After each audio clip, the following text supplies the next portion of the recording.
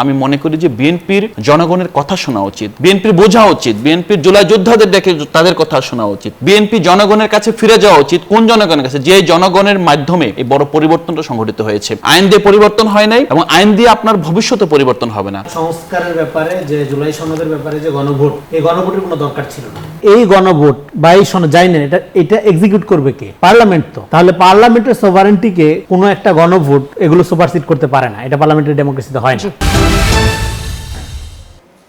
স্বাগত Madhumati bank PLC নতুন বাংলাদেশ আয়োজনের সাথে আছি আমি জান্নাতুল সাদিয়া। দর্শক, রাজনীতির ময়দানে যা কিছু ঘটে যাচ্ছে সেগুলো নিয়েই আমাদের আজকের আলোচনা। বিষয় নির্ধারণ করেছি কেমন হলো নতুন সরকার। আলোচনার জন্য দুজন অতিথি আছেন আমাদের সঙ্গে। আছেন আলাউদ্দিন মোহাম্মদ, যুগ্ম সদস্য সচিব, জাতীয় নাগরিক পার্টি এনসিপি। আরও আছেন রেজাউল করিম রনি, সাংবাদিক এবং রাজনীতি বিশ্লেষক। দুজনকেই স্বাগত জানাচ্ছি আমাদের অনুষ্ঠানে। রেজাউল করিম রনি, আপনাকে দিয়ে শুরু করি। 2 দশক পর রাষ্ট্র ক্ষমতায় ফিরল বিএনপি এবং প্রধানমন্ত্রী তারেক রহমানের নেতৃত্বে 50 সদস্যের মন্ত্রিসভার হাত ধরে বাংলাদেশের একটা নতুন পথ চলা শুরু। আমরা দেখতে পাচ্ছি মন্ত্রিসভায় তারুণ্যের অধিক্যটাই আসলে দেখা যাচ্ছে বেশি। কেমন হলো নতুন সরকার বা মন্ত্রিসভাকে ঘিরে কেমন মনে হলো একটু জানতে চাই। জি, ধন্যবাদ। যে যেখান থেকে আমাদেরকে দেখছেন এবং শুনছেন সবাইকে আমার সালাম এবং কৃতজ্ঞতা। দেখেন, মন্ত্রিসভা কেমন হলো এটা নিয়ে মন্তব্য করা আমার জন্য ডিফিকাল্ট, কারণ আমরা সবসময় বিরোধী দলের হয়ে ব্যাটিং করি। এই প্রথম সরকারি দলের হয়ে কীভাবে খেলতে হয় এটা জানি না। সো তারপরেও বলবো যে হ্যাঁ, সাধারণ অবজারভার হিসাবে ভালো হল, মানে কি বলবো, যেটা ভালো হয়েছে, কিন্তু ভালো হতো আরও ভালো হলে। কতগুলো জায়গায় নিয়ে আলোচনা আছে, বিতর্কের সুযোগ আছে, প্রশ্ন করার সুযোগ আছে। কতগুলো জায়গায় খুবই স্ট্রং, কতগুলো জায়গায় খুবই অ্যাপ্রিসিয়েট করার মতো। ফলে এটার প্রতিক্রিয়াটা হবে মিশ্র, ভালো মন্দ মিলায়া হয়েছে। এবং যেহেতু বিএনপি জনগণ নির্ভর দল, যেটা আমরা শুরু থেকে বলে আসছি, ফলে আসলে বিএনপির সামনে সফল হওয়া ছাড়া আর দ্বিতীয় কোনো অপশন নেই। কারণ দেশ পুনর্গঠনের দিকে যাইতে হবে, শুধু সংস্কারে হবে না। সো পুনর্গঠন প্রক্রিয়াকে সফল করার জন্য আপনার দায়িত্ব যাকেই দেখ, ধরেন আমার খুব অপছন্দ, আমি জানি একটা লোক খুবই অযোগ্য, দেখে আসছি ছোটোবেলার থেকে, তারপরেও ধরেন নানা হিসাব নিকাশে ধরেন সে গুরুত্বপূর্ণ দায়িত্বে চলে আসছে। ওকে, এখন দেখা যাবে সে কাজটা করতে পারে কি না। কাজটা যদি করতে না পারে, যেহেতু তাকে সফল হওয়া ছাড়া দ্বিতীয় কোনো অপশন নাই, তাকে চেঞ্জ করতে হবে। ফলে এই পথটা যাই পাইছে ওয়েলকাম, কিন্তু এটা ফরএভার না, এটা চিরস্থায়ী বন্দোবস্ত না। আপনাকে প্রুফ করতে হবে, জনগণের কাছে জবাবদিহি করতে হবে এবং সফল হইতে হবে, তারপরে আপনি এই পদে থাকার ন্যায্যতা, যোগ্যতা। আপনি বলছিলেন যে একটা আলোচনার জায়গাও আসলে কিছু পদে হয়তো রয়েছে, সেখান থেকেই বিএনপির মন্ত্রিসভায় যেমন মানে সরকারের মন্ত্রিসভায় যেমন অন্তর্বর্তী সরকারের সাবেক উপদেষ্টা খলিলুর রহমানকে নিয়ে যে আলোচনাটা হচ্ছে, সেখান থেকে এনসিপির পক্ষ থেকে যেটা আসলে বলা হচ্ছে যে মানে খলিলুর রহমানের মন্ত্রী হওয়াটাই প্রমাণ করে যে নির্বাচন ইলেকশন ইঞ্জিনিয়ারিং হয়েছে। কিংবা যদি বলি যে প্রশ্ন আসে, আগের অন্তর্বর্তী সরকারে থাকাকালীন তিনি কি ওই রাজনৈতিক দলের পক্ষ হয়ে কাজ করছিলেন কিনা, এই সব মিলে একটু জানতে চাই যে মানে কিভাবে দেখছেন। আরেকটা যায়, এটা বলার আগে আরেকটা বলবো, দেখেন বাংলাদেশে একটা প্রবণতা আছে, মানে আমি নিজে গুরুত্বপূর্ণ পদে না যাওয়া পর্যন্ত কোনো যোগ্য লোক নিয়োগ পাইছে এটা আমরা মনে করি না। মানে আমি গেলে সবচেয়ে যোগ্য হইতে ব্যাপারটা। যেমন ধরেন ফেসবুকে বিভিন্ন ক্যাবিনেটে আমিও কয়েকবার মন্ত্রী হয়েছি, হ্যাঁ, এই আপনার এই বিএনপি সরকার গঠন করার পরের থেকে। খুব ইন্টারেস্টিং আর কি। সো আমরা সবসময় মনে করি আমি গেলে সবচেয়ে বেস্ট যোগ্য লোকটা পাইতো বাংলাদেশ। নো, ব্যাপারটা এরকম না। খলিল সাহেবের ব্যাপারটা নিয়ে আলোচনা আসছে। আমি প্রথমত নীতিগতভাবে এই সরকারের যে কোনো পোস্টের যে কোনো ব্যক্তিকে এই রাজনৈতিক নির্বাচিত সরকারের দায়িত্ব গ্রহণ করার নীতিগত বিরোধী। এটা নিয়ে আমি বিদেশি পত্রিকায় কমেন্টারি করেছি, এর আগেও বলেছি, এখনও বলছি, আমি এইটার পক্ষে না। এটা আমি মনে করি নীতিগতভাবে ঠিক না। কিন্তু এখানে খলিল সাহেবকে নিয়ে যেটা হচ্ছে, এটা আমি জানার চেষ্টা করেছি। আমি বিএনপির স্ট্যান্ডিং কমিটির একজনকে ফোন দিয়েছিলাম এই ব্যাপারটা বোঝার জন্য, যেটা নীতিগতভাবে তো ঠিক না, এটা কেন তাহলে হলো। তাদের কথা হলো খলিল সাহেব ওই অর্থে কোনো উপদেষ্টা ছিলেন না, উনি ছিলেন নিরাপত্তা উপদেষ্টা। কোনো মন্ত্রণালয় ওই অর্থে উনি, মানে অন্যান্য উপদেষ্টা যেরকম 3-4টা মন্ত্রণালয় ছিলেন, এটা না। আরেকটা হলো যে খলিল সাহেবকে ডিফেন্ড করার জন্য বিএনপি এনসিপির লোকজন কথাবার্তা বলছে, বিএনপি বরং তাকে বিরোধিতা করছে শুরুর থেকে।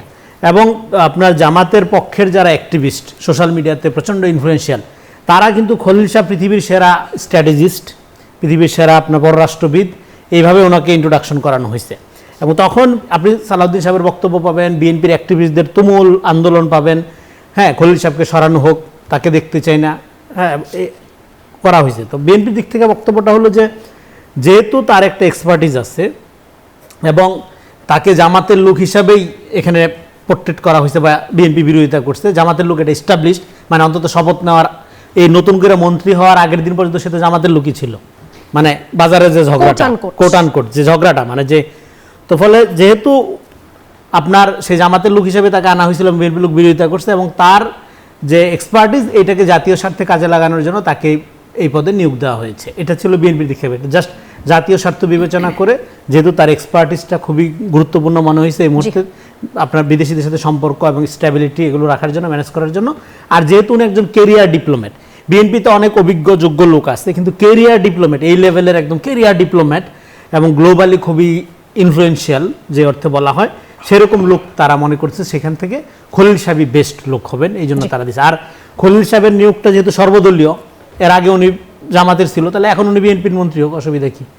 একটা সর্বদলীয় ব্যাপার আছে, ফলে সেদিক থেকে জামাতের স্বার্থ, উনি যদি রিয়েলি জামাতের লোক হয়ে থাকে তাহলে এটা জামাতের স্বার্থ প্রোটেক্ট হয়েছে, আর যদি জামাতের লোক না হয়ে থাকে তাহলে বিএনপি স্বার্থ প্রোটেক্ট হয়েছে, ফলে একটা উইন উইন সিচুয়েশন আছে এখানে। অনেক ধন্যবাদ। আলাউদ্দিন মোহাম্মদ, আপনার কাছে যাই।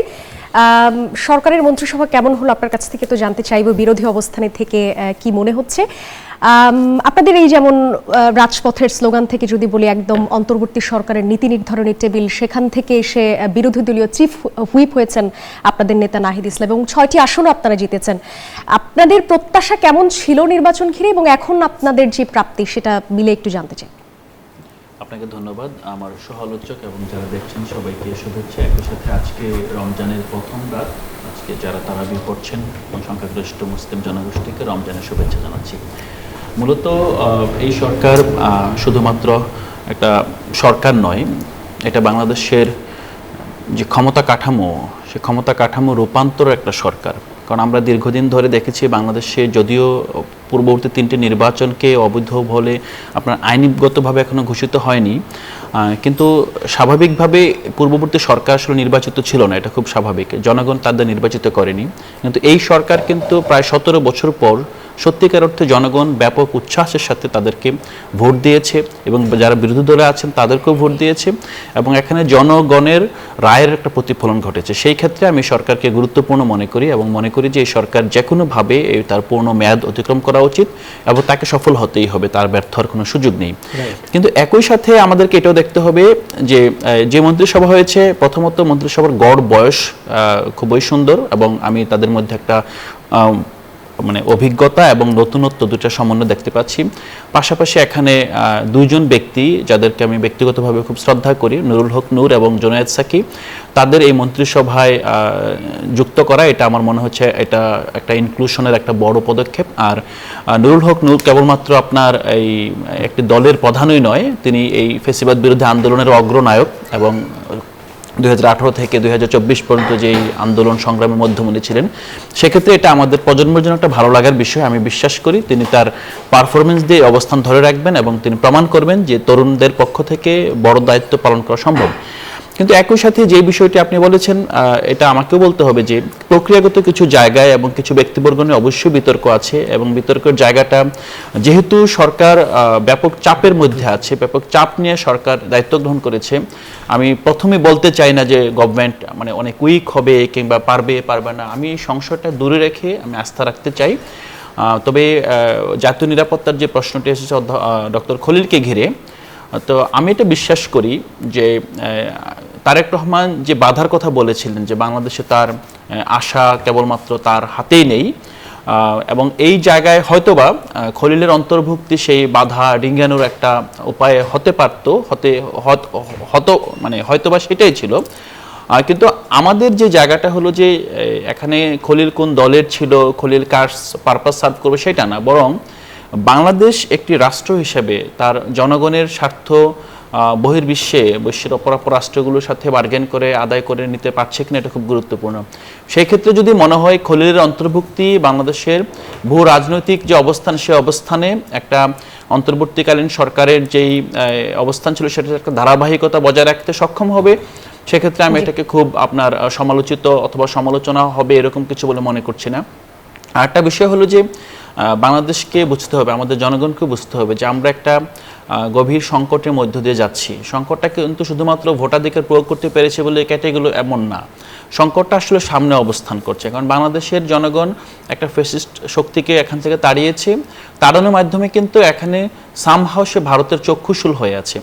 এখন ভারতের সাথে আমরা কিভাবে ডিল করব? একই সাথে এখানে আমেরিকার যে ইন্টারেস্ট আছে আমাদের দক্ষিণাঞ্চল ঘিরে, এবং এই ইন্টারেস্টের সাথে ভারতের ইন্টারেস্ট, একই সাথে বাংলাদেশে যে চায়নার একটা বৃহৎ ইনভেস্টমেন্ট আছে এবং চায়নার যে একটা বড় বাজার বাংলাদেশ, সেই বাজারের অংশ হিসাবে বাংলাদেশ এবং চায়নার সাথে যেই আপনার সম্পর্কটা মূলত অর্থনৈতিক, তো সেটার কিছু যে রাজনৈতিক ডাইমেনশন আছে, কারণ কোনো সম্পর্ক রাষ্ট্রের সাথে রাষ্ট্রের অর্থনৈতিক সম্পর্ক সীমাবদ্ধ থাকে না। একটা সময় তাকে তার রাজনীতি সঠিক করতে হয় এবং রাজনীতি দিয়ে অর্থনীতিকে নিয়ন্ত্রণ করতে হয়। সেই ক্ষেত্রে আমার মনে হয় এটা একটা বড় চ্যালেঞ্জ আমাদের সামনে আছে। এখন এটা এমন না যে এটা কেবলমাত্র বিএনপি সরকারেরই চ্যালেঞ্জ, এটা বাংলাদেশের রাষ্ট্র হিসেবে চ্যালেঞ্জ। যদি সেই চ্যালেঞ্জটাই হয়, তাহলে যদি সেই চ্যালেঞ্জের অংশ হিসেবে ডক্টর খলিলের অন্তর্ভুক্তি হয়, আমি এটাকে স্বাগত জানাবো। জি, অনেক ধন্যবাদ।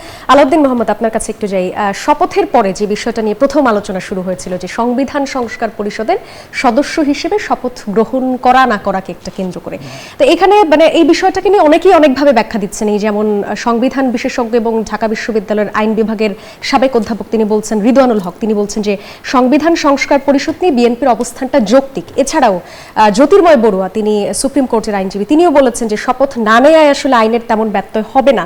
কিন্তু আমরা দেখছি যে বিরোধী দল জামায়াত এনসিপি তারা বলছে যে আসলে জুলাইকে আসলে এখানে অপমান করা হয়েছে বা উপেক্ষা করা হয়েছে। একটু এনসিপির অবস্থানটা জানতে চাই, একটু কি বলবেন? না, প্রথমত এনসিপির অবস্থান এই ব্যাপারে খুবই ক্লিয়ার। হ্যাঁ, বিএনপি আসলে সংবিধান সংস্কার পরিষদের শপথ না করার মাধ্যমে তার এই সংস্কারের প্রতি, জুলাইয়ের প্রতি এবং গণভোটের গণরায়ের প্রতি তার যে মানে তার যে শ্রদ্ধা, সে শ্রদ্ধা যে আপনার মানে সেই জায়গা থেকে বিচ্যুত হয়েছে। হ্যাঁ, আপনার এনসিপি জামাত যেভাবে আপনার মানে উইদাউট এনি কনসিডারেশন এটাকে স্বাক্ষর করেছে এবং সেটাতে কমিটেড, তো বিএনপি যে অন্তত লেস কমিটেড, এটা ক্লিয়ার। দ্বিতীয়ত হলো যে আপনি বলতে পারেন যে আপনার এখানে আইনগত সীমাবদ্ধতা আছে, বিভিন্ন ইস্যু আছে, তাহলে আপনি কেন গণভোটের পূর্বে এই বিষয়গুলো আলোচনা আনেননি? আপনি তো গণভোটে হে রায়ের জন্য জনগণকে অনুরোধ জানিয়েছেন, আপনি এটাও জানেন যে হে হলে সেখানে সংবিধান সংস্কার পরিষদ গঠন হবে। তো আমার কাছে মনে হয় বিএনপির অন্যান্য জায়গায় আমি সুস্পষ্টভাবে তাদেরকে আমি অ্যাপ্রিসিয়েট করছি, গভর্নমেন্টকে সাপোর্ট করছি, তাদের সাস্টেনেবিলিটি কামনা করছি, বাট এই ক্ষেত্রে আমি আটারলি ফ্রাস্ট্রেটেড এবং আমি বলবো যে তারা জাতির সামনে সেফ প্রতারণা করছে। কারণটা হলো আপনি আইনের মারপেচে অনেক কিছু করা যায়। আপনি যদি শেখ হাসিনার গত 15 বছর আমল দেখেন, আপনি দেখুন সংবিধান সংশোধন থেকে শুরু করে পঞ্চম সংশোধনী বাতিল থেকে শুরু করে নিয়ম রক্ষা, নির্বাচন, ধারাবাহিকতা নির্বাচন, সব কিছু মিলিয়ে সাংবিধানিকভাবে শেষ দিন পর্যন্ত সরকার বৈধ ছিল। কিন্তু জনগণের মনে আপনার যে একটা পলিটিক্যাল ক্যাপিটাল আছে, এই ক্যাপিটালটা যখন কমতে থাকে, যখন জনগণ আপনাকে আসলে আর আস্থায় রাখতে পারবে না, জনগণ বিশ্বাস করবে না যে সরকার আমার প্রতি কমিটেড, এই সরকার জনগণের জনরায়ের প্রতি কমিটেড, তখন কিন্তু কোনো আইন আপনাকে বাঁচাতে পারবে না। আজকে বিএনপিকে যারা যে আইনবিদরা, আইন বেত্তারা এই পরামর্শ দিচ্ছেন, আমি মনে করি যে বিএনপির জনগণের কথা শোনা উচিত, বিএনপির বোঝা উচিত, বিএনপির জুলাই যোদ্ধাদের ডেকে তাদের কথা শোনা উচিত, বিএনপি জনগণের কাছে ফিরে যাওয়া উচিত। কোন জনগণের কাছে? যে জনগণের মাধ্যমে এই বড় পরিবর্তনটা সংঘটিত হয়েছে। আইন দিয়ে পরিবর্তন হয় নাই এবং আইন দিয়ে আপনার ভবিষ্যতে পরিবর্তন হবে না। জনগণ যখন মাঠে নেমে আসবে তখনই বড় পরিবর্তন আসবে। জুলাইয়ের এই গণভোট অবশ্যই জনরায় এবং এই রায়কে বিএনপি শ্রদ্ধা জানানো হয়েছে। আমি বিশ্বাস করি বিএনপি খুব দ্রুত এই সংস্কার পরিষদের জন্য শপথ গ্রহণ করবে এবং জনরায়ের প্রতি শ্রদ্ধা জানিয়ে আগামীর সংস্কার, এবং একই সাথে যেটা রনি ভাই বলল, শুধু সরকার নয়, পুনর্গঠন, সংস্কার ছাড়া পুনর্গঠন সম্ভব নয়। আগে সংস্কার হবে, তারপর পুনর্গঠন সম্ভব আর কি। জি, অনেক ধন্যবাদ। রেজাউল করিম রনি, আপনার কাছে যদি একটু যাই, যে বিএনপির প্রতিনিধিরা শপথ না নেয়, মানে সংবিধান সংস্কার পরিষদের সদস্য হিসেবে শপথ না নেওয়ায় জটিলতার সৃষ্টি হয়েছে, এটি বদিউল আলম মজুমদার বলেছেন।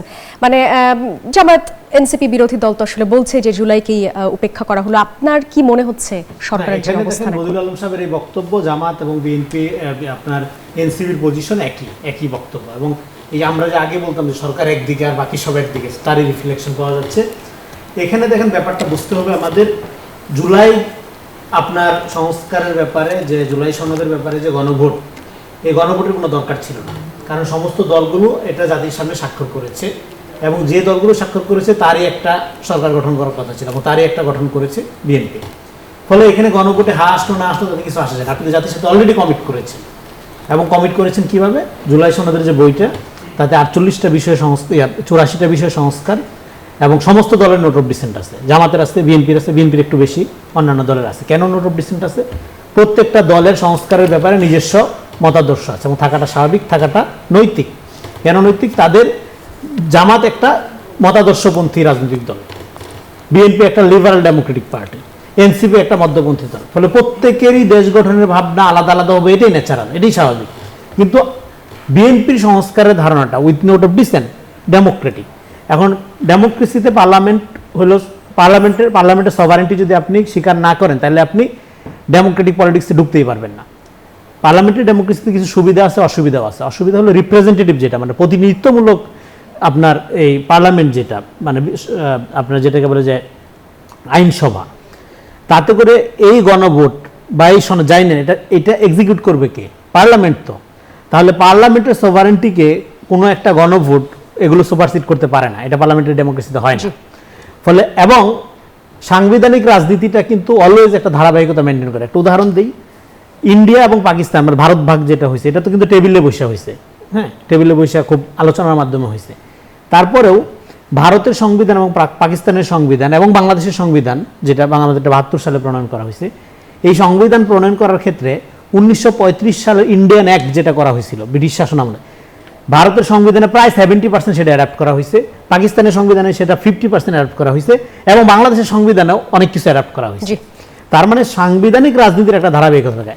ডক্টর ইউনূসের সরকার গণঅভ্যুত্থানের মধ্য দিয়ে গঠিত সরকার, কিন্তু সেই সরকারও কিন্তু সংবিধান 106-এর আপনার আপনার এই বৈধতা মানে সংবিধানের বৈধতার আলোকে কোর্টের কাছে গিয়ে রাতের বেলা, হ্যাঁ, তাকে যেতে হয়েছে, যায়া সাংবিধানিক ধারাবাহিকতা মানে এই যে সংবিধানটা আমরা সাংবিধানিক ফ্যাসিবাদ বলতাম যে হাসিনার আমলে, কিন্তু সেইটারও একটা ধারাবাহিকতা রক্ষা করতে হয়। এট দ্য সেম টাইম এখানে শেষ করি, ফলে এই কারণেই বিএনপি যেহেতু একটা লিবারাল ডেমোক্রেটিক পার্টি, পার্লামেন্টের সভারেন্টি রক্ষা করার জন্য তাকে এই সংবিধান সংস্কার বা গণপরিষদ নামক কোনো কিছুর ওত নেওয়ার কোনো সুযোগ নাই, এটা ইলিগাল হবে। কিন্তু বিএনপি সংবিধান সংস্কার করবে, সেটা কিভাবে করবে সেটা নোট অফ ডিসেন্ট, এটা জাতির কাছে বিএনপি কমিট করেছে। তারা ইতিমধ্যে বলেছে যে বিএনপির একটা পরিকল্পনা আছে, তারা 180 দিনের মধ্যে একটা কিছু করতে চায় একভাবে, এবং তারা জাতির কাছে প্রতিজ্ঞাবদ্ধ, তারা এটা করবে। কিন্তু করবে কি পদ্ধতিতে? ডেমোক্রেটিক পদ্ধতিতে, যাতে এইটা ভবিষ্যতে চ্যালেঞ্জের মধ্যে না পড়ে, যাতে এটা ইললিগ্যাল না হয়। জি, অনেক ধন্যবাদ মোহাম্মদ, আপনার কাছেই যাই। কেমন হবে আসলে, মানে আপনারা কতটা প্রতিদ্বন্দ্বিতাপূর্ণ একটা বিরোধী দল হতে পারবেন বলে আশা করেন, আর সরকারের চ্যালেঞ্জগুলো আসলে কি মনে হয়? না, আমাদের এই প্রতিদ্বন্দ্বিতাপূর্ণ বিরোধী দল বলতে কি বোঝাচ্ছেন আমি জানি না। এবারে সংসদটা আসলে কেমন হবে? এটা ডিপেন্ড করে গভর্নমেন্টের পারফরমেন্সের উপরে। সরকার যদি আপনার জনপ্রত্যাশা অনুযায়ী কাজ করতে পারে তাহলে তার ভুলগুলো দৃশ্যমান হবে। যেমন আপনারা যেমন বলেছেন যে ছায়া মন্ত্রী পরিষদ গঠন করবে, সেই জায়গা থেকে আর কি একটু জানতে চাচ্ছি যে এবারে কেমন হবে আসলে, মানে কেমন প্রত্যাশা করেন আসলে? না, সেটা আমাদের প্রথম জায়গাটা হলো যে এই গভর্নমেন্ট বুঝুক যে জনগণ আসলে কি চায়। আমরা আসলে জনগণের যে বেসিক নিডস, এবং বেশিরভাগ বিএনপি কিন্তু যে প্যাকেজটা দিয়েছে আমরা আশাবাদী সেই প্যাকেজ অনুযায়ী সে কাজ করবে।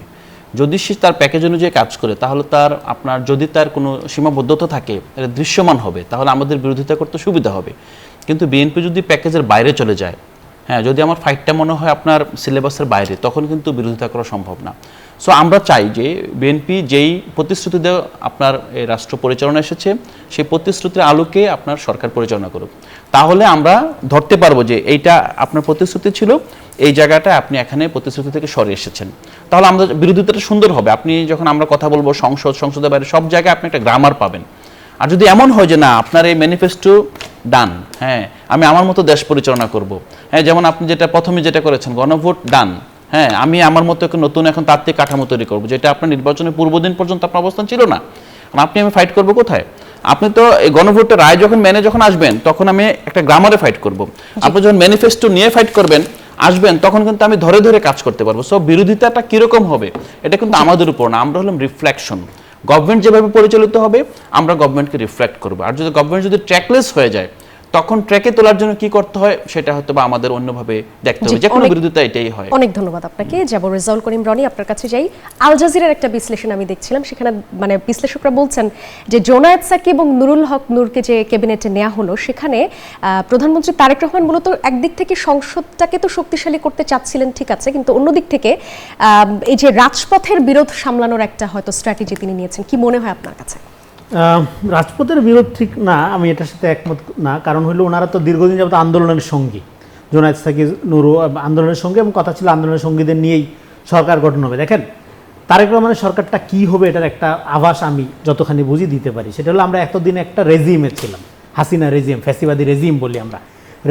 রেজিম টু ডক্ট্রিন, ডক্ট্রিন মানে হলো প্রিন্সিপাল, একটা নীতিগত অবস্থানের দিকে যাবো। এবং সেই নীতির ক্ষেত্রে আমি আপনাকে 5T মডেলের কথা বলতে পারি। সেটা হলো যে transparency, truthfulness, trust, transformation through the Tarek রহমানের লিডারশিপ।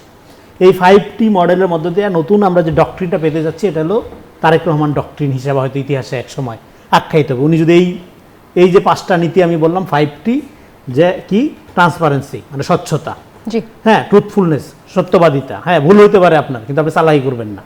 তারপর হলো ট্রাস্ট, বিশ্বাস বা আস্থা অর্জন করা জনগণের। আরেকটা হলো জি, শেষ করুন। ট্রান্সফরমেশন, পরিবর্তন, এবং এই সবকিছু সমন্বয়ে জি। যে পরিবর্তনটা দরকার সেদিকে যদি আপনি নিতে পারেন তাহলে আমরা একটা নতুন ডক্ট্রিন পেতে যাচ্ছি। রেজিম থেকে ডক্ট্রিনে উত্তীর্ণ হবে বাংলাদেশ। জি, আপনাদের দুজনকে অনেক ধন্যবাদ। দর্শক, আপনারা দেখছিলেন মধুমতি ব্যাংক পিএলসি নতুন বাংলাদেশ। এতক্ষণ আমাদের সঙ্গে দুজন সম্মানিত অতিথি ছিলেন। আজকের মতো বিদায় নিচ্ছি, সবাইকে অনেক ধন্যবাদ।